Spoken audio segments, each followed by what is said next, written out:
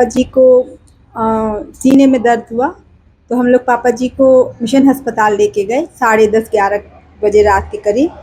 तो वहाँ की ड्यूटी डॉक्टर ने पापा जी की ईसीजी करी, जिसमें डॉक्टर ने बताया कि ईसीजी सही नहीं आई है, हार्ट अटैक के लक्षण हैं। तो उन लोगों ने अपने जो उनके अस्पताल में जो डॉक्टर सर नए आए थे, किम जॉन सर, उनको कंसल्ट किया तो उन्होंने बोला कि अभी हम नहीं आ पाएंगे। फिर वो थोड़ी देर में आ गए। वो आए, उनने सब देखा तो उन्होंने कहा इनकी एंजियोग्राफी करनी पड़ेगी। एंजियोग्राफी हुई तो उसमें क्लियर हो गया कि पापा को मेजर अटैक आया है। 2 नसें 100% ब्लॉक है और बीच वाली 78% है। उनने हम लोगों को बताया सब और बोला कि ये केस यहाँ सॉल्व नहीं होगा आपका, क्योंकि सर्जरी होनी है, ओपन हार्ट सर्जरी, तो आप इनको बाहर ले जाइए। हम लोग नेक्स्ट डे पापा को जबलपुर ले गए। सर्जरी वगैरह सब हो गई, लेकिन पापा का जो तबीयत हार्ट बीट थी वो कंट्रोल नहीं थी। फिर पापा जी ने बोला कि हमें वापस दमोह ले चलो। तो हम लोग 15 तारीख की रात में पापा जी को वापस ले आए। 11:30-12 बज रहे थे रात के।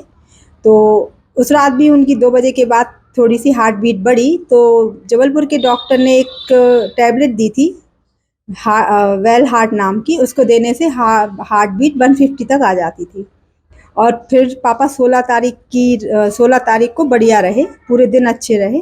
फिर 16 तारीख की रात में फिर पापा जी की वही रात के 2-2:30 बजे के करीब तबीयत बिगड़ी, हार्ट बीट फिर बढ़ी। तो जो अपने किम जॉन सर हैं उनसे संपर्क किया होगा ड्यूटी डॉक्टर ने। तो ड्यूटी डॉक्टर को बताया, उनने जो इंजेक्शन लिखवाए, पहले 2 लिखवाए और बाद में 6 लिखवाए। वो 6 और 2 इंजेक्शन जो टोटल 8 हो गए।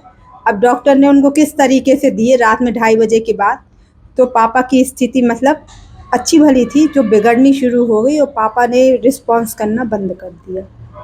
फिर वो किसी को कुछ बोल नहीं रहे थे, ना बॉडी में कोई हलचल थी।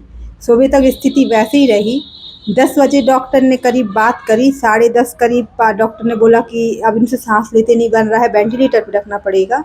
और 11 बजे बोल दिया कि आप इनको भोपाल ले जाओ, जब तक हम वेंटिलेटर पर रख के इनकी स्थिति देख रहे हैं। और 11:30 बजे करीब उन्होंने डिक्लेयर कर दिया कि पापा जी का अब इंतकाल हो गया, वो नहीं रहे। क्या मानती है इस पूरी घटना में कौन दोषी है? पूरी घटना में दोषी तो अब जो भी हो, लेकिन हमें ऐसा लगता है जो इंजेक्शन दिए गए हैं वो इंजेक्शन सही तरीके से नहीं दिए गए हैं। और सही है कि नहीं हमें ये भी नहीं पता। अगर वो इंजेक्शन नहीं लगते तो पापा अच्छे थे। हार्ट बीट ही बढ़ रही थी बस उनकी, नहीं तो वो अच्छे थे। हार्ट बीट को कंट्रोल करने के जो इंजेक्शन दिए गए वो ओवरडोज इतना ज़्यादा दिया गया कि हार्ट बीट नील ही हो गई उनकी। मानवाधिकार आयोग की टीम आई है दमोह में, जी जांच सर। कर रही है, आपको बुलाया जी क्या गए? जी, हम लोगों से संपर्क किया है उन्होंने। तो जो हमारे घर के भाई साहब हैं वो जाके उनसे संपर्क करेंगे अभी। क्या मानती है पूरे घटनाक्रम में जो एक बात चल रही है कि 7 लोगों की मौत हो गई है उनके इलाज से, तो क्या मानती है इसको लेकर? सर ऐसे ही लग रहा है कि फर्स्ट कैंडिडेट हम ही लोग थे, क्योंकि शायद उसी दिन उनने किम जॉन सर ने वहाँ पे अपनी ड्यूटी जॉइन की थी। तो पहले तो नहीं समझ में आया, फिर जब जब दीगर लोगों का पता चला तो फिर समझ में आया कि शायद इनकी गलत दवाई के डोज़ों से या दवाई का हैवी डोज हो गया, उस वजह से कुछ तो हुआ है। तब तो पापा जी की अचानक से डेथ हो गई, वरना ऐसा कुछ नहीं था कि उनकी डेथ होने लायक स्थिति हो। ऐसे तो वो अच्छे भले थे। एंजियोग्राफी की थी, उसमें जो ब्लॉकेज बताए थे जी वो जबलपुर में सही निकले थे कि नहीं? जी हाँ, जो स्थिति यहाँ बताई थी एंजियोग्राफी में वही जबलपुर में हुई थी, वही स्थिति वहाँ भी बताई थी, सेम, उसमें कोई परिवर्तन नहीं था। वहाँ पर सर्जरी भी करवाई? जी पहले गोल्डन हार्ट में हुई एंजियोग्राफी, उन लोगों ने हम लोगों को यहाँ ट्रांसफ़र कर दिया मेट्रो में, क्योंकि वहाँ पे ऑपरेशन नहीं होते थे। होते तो थे पर आयुष्मान कार्ड पे नहीं होते थे। तो उनने कहा कि आप मेट्रो चली जाओ, हम लोग का मेट्रो में भी संपर्क है।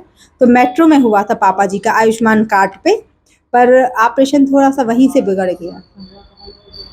क्या नाम लिखते हैं? शहनाज खान। पापा जी का क्या नाम? इसराइल खान। क्या करते थे? पापा जी टीआई थी पुलिस में।